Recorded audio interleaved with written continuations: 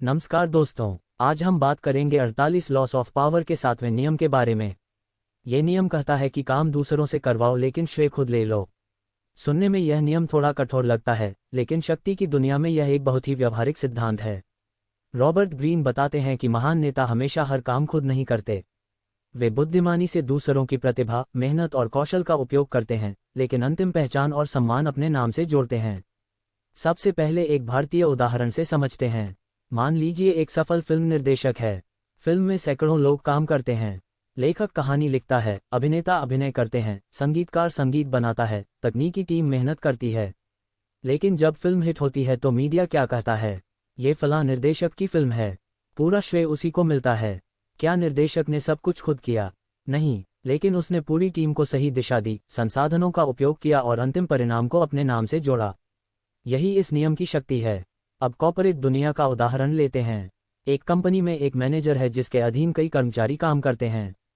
कर्मचारी रिसर्च करते हैं, डेटा तैयार करते हैं और प्रेजेंटेशन बनाते हैं।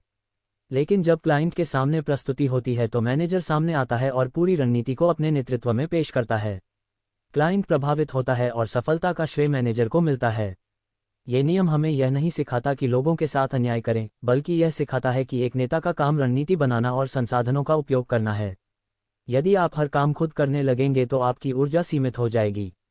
लेकिन यदि आप दूसरों की प्रतिभा का उपयोग करेंगे तो आपका प्रभाव कई गुना बढ़ जाएगा। भारत के इतिहास में भी कई राजा और सम्राट थे जिन्होंने खुद युद्ध नहीं लड़े, लेकिन महान सेनापतियों की मदद से जीत हासिल की। फिर भी इतिहास में उनका नाम दर्ज हुआ, क्योंकि उन्होंने नेतृत्व किया और रणनीति बनाई। अब सवाल यह है कि इस नियम को सही तरीके से कैसे अपनाया जाए। सबसे पहले आपको सक्षम लोगों को अपने साथ जोड़ना होगा। दूसरे, आपको ये समझना होगा कि कौन किस काम में माहिर है। तीसरे, आपको टीम को दिशा देनी होगी और परिणाम को अपने नेतृत्व के रूप में प्रस्तुत करना होगा। लेकिन एक सावधानी जरूरी है। यदि आप खुले तौर पर दूसरों का श्रेय छीनने की कोशिश करेंगे तो लोग आपके खिलाफ हो सकते हैं। इसलिए बुद्धिमानी यह है कि टीम को सम्मान भी दें, लेकिन सार्वजनिक पहचान अपने नेतृत्व के रूप में स्थापित करें। मान लीजिए आप एक स्टार्टअप चला रहे हैं। आपकी टीम ने एक नया प्रोडक्ट विकसित किया। आप मीडिया इंटरव्यू में जाते हैं और कहते हैं कि हमारी टीम ने बेहतरीन काम किया है, लेकिन इस पूरी रणनीति को मैंने डिज़ाइन किया था।